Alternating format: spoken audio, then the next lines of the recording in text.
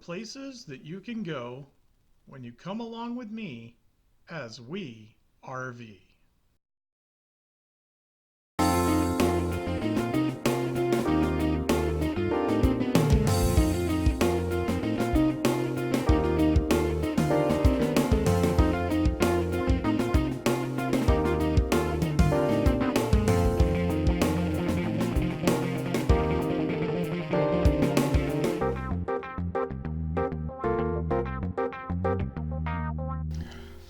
Hello there, I'm Bob West.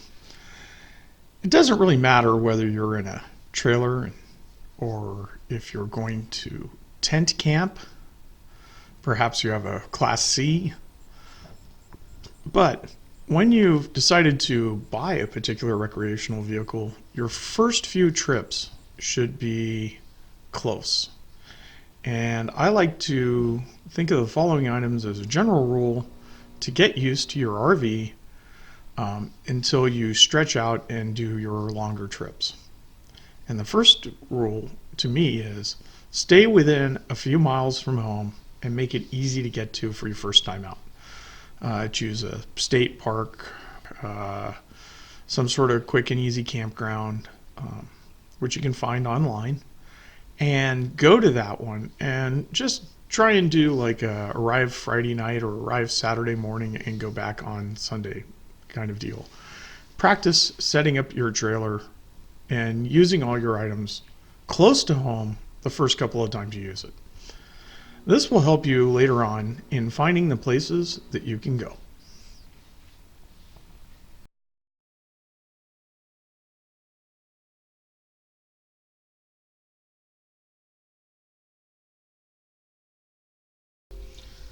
There are many different types of campgrounds. The simplest of campgrounds are called primitive. Then you get to campgrounds on the state and county level that usually provide you with some sort of amenities like a bathroom or showers or maybe even power and water.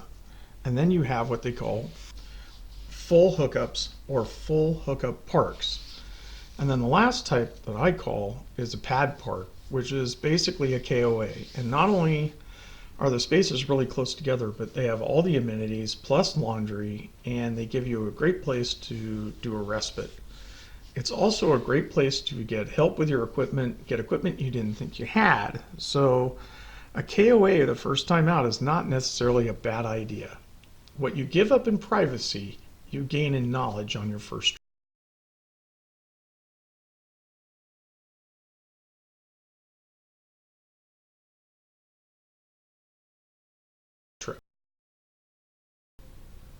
The whole reason for buying an RV or for camping is to get out and look at nature and your surrounding. Our first trip out was in a 1976 El Macho trailer, which we purchased and I restored over an 8-day period to get ready for being used again. It was in a backyard. It was used as basically a doghouse. So I had to fiberglass work on it and do electrical and get it ready for a trip. And I'll show you that in another video and how to do some of that stuff. But the thing that we had to remember was, and had to get used to, was the idea that you had to drop the table down to sleep, that the trailer was only 13 feet long. It only had a 10-gallon tank. It didn't have a bathroom. It only had a small 2-burner stove and a small sink with a pump handle. It had 4 lights in it. That I put in 2 of for reading. It didn't have 110 power, so I had to put that in.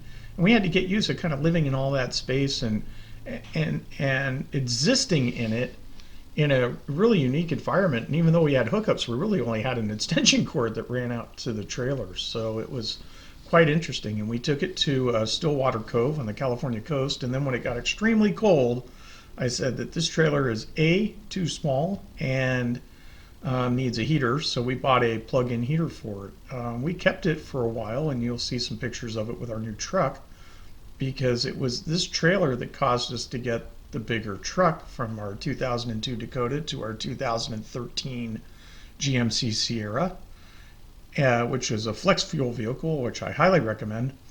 And then from there, that brought us to the bigger trailers. But This is what happens when you start going places is you start to stretch out and you start to learn about the trailer that you have and get used to it so you can see exactly how far you can go.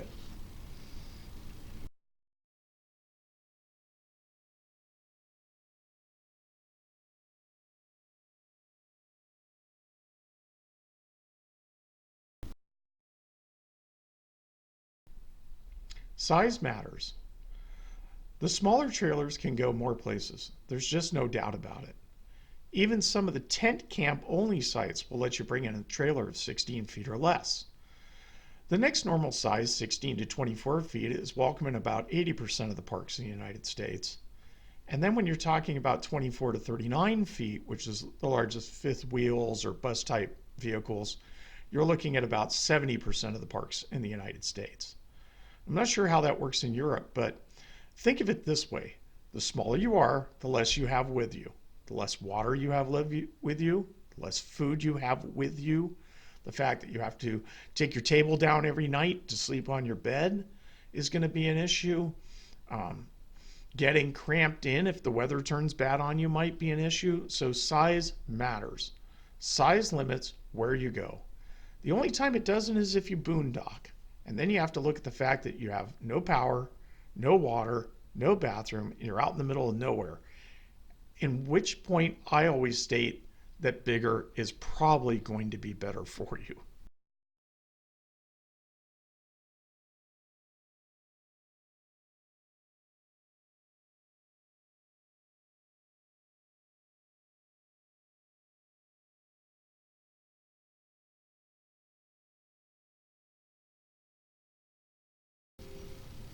So even though we've touched on the places you can go, the one thing we should talk about is the place that you'll always have to go.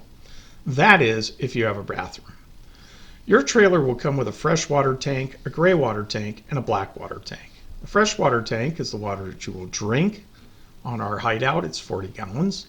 The gray water tank is the water from the sink and from your sink outside your bathroom. That's about 30 gallons.